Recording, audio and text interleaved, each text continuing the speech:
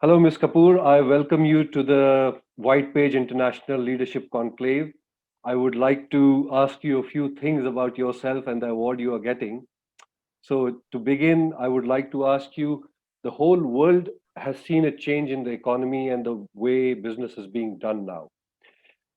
New corporate rules are being formed, new ways are being generated to fuel the economy. What are your views on this new set of rules that we are creating now for the businesses? So the new world is going to bring a new norm, and with everything that is changing around us, we will have to adapt and some way excel after that. So even in like, let's take a personal example, like my own company, we were very scared to get back to production. There were these SOPs that were very tough. The choice was between creating jobs, and the other option was to see that we save lives and not take any kind of safety. What do you call lapse, and it was a catch 22 situation. But eventually we decided to go ahead and work because, like you said, the economy has to come bounce back, because while we are needing to fight this new virus in the in the world, this pandemic, we also need to see that job creation and getting the economy back on track is an equal important function, because people cannot survive without having a certain amount of monthly income, at least not the daily wages.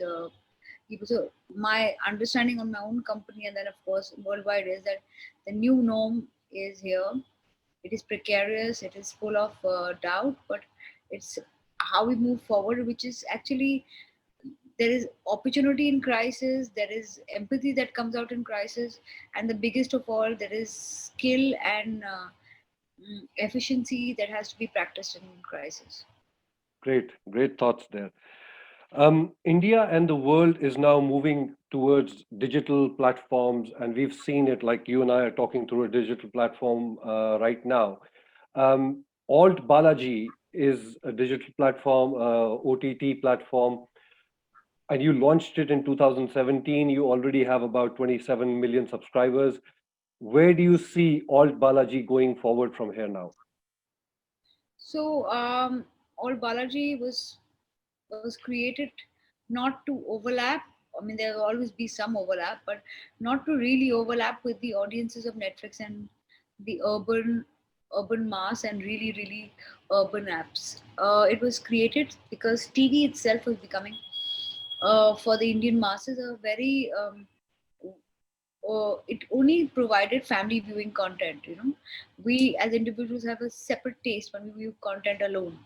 It was created with a content bent in mind. Of course, it was a tech consumer app, very clearly with content in it to drive customers, and constantly we based our analysis and our next level of content only keeping the data in mind. So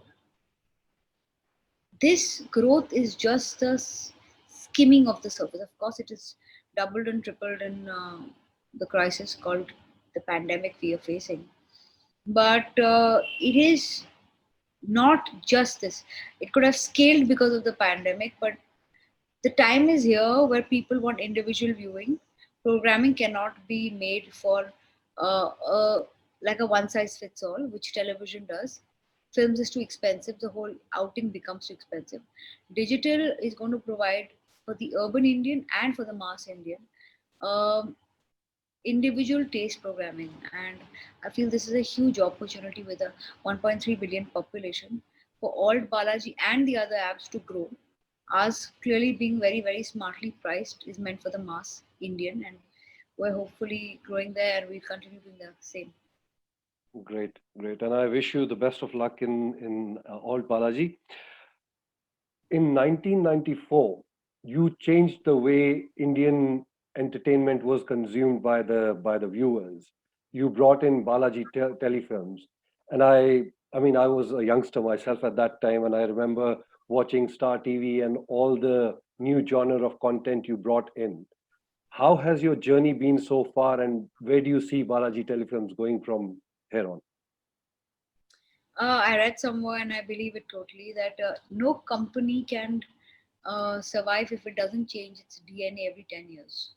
And I believe that we've been able to adapt, grow, scale up in our core competency, at the same time get out of a comfort zone and do clutter breaking content in order to create noise, at the same time work on our ROIs. We've constantly worked on, from television to movies to now digital content, to cater to different tastes, and we've not tried to stick to our popularly known genres. 94, I started with a sitcom called Hum Panch, and then we went on to in 2000 creating content for Star Plus, which became landmark content. Of course, we all know that, but we never wanted to actually be stuck with a certain genre or certain thought process. We constantly wanted to evolve, and while we created a lot of content in our core competency, we didn't want to get stuck there. So I think Balaji Telefilms will continuously create content in the soap format, but it'll also do dramas, it'll also do thrillers, it'll also do clutter breaking, edgy content, it'll also do slightly adult content, and it'll do mature, sensible, smart programming as well. And like unabashed mass entertainers on the other hand. So, as a company, I think it's just the tip of the iceberg again, because content is going to see a huge growth with all these apps coming in, Indian and international ones, and with such a huge consumer market available to us, with everyone now no longer watching the same show, or five people in a house not watching one television show, while everyone is watching their own individual show, and a show can be watched once, and then people will watch about four shows or five shows a month. You can just imagine the amount of content that is required to fill in the absolutely growing appetite of Indians. And I'm not even capturing the international market in this statement. You're absolutely right. I mean, content is king, as we know in the media industry. There's nothing in the media if you don't have any content. You're a great achiever, Miss Kapoor, and you have been a leader of the industry, not just in India but worldwide.